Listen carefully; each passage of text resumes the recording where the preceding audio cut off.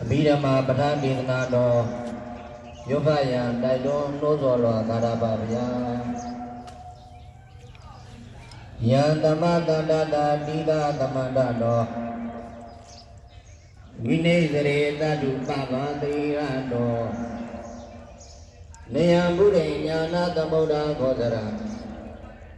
သတ္တယပညာယဇာတံပနာမဘော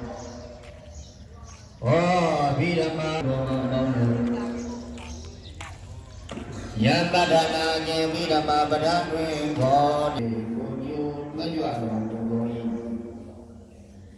နေယံကြီးညူအမည်တူ၏ရှိပေတတ်သော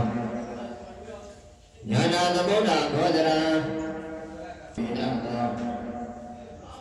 ဓမ္မဒနာယာယိပရမယယရဏဝေပမာယ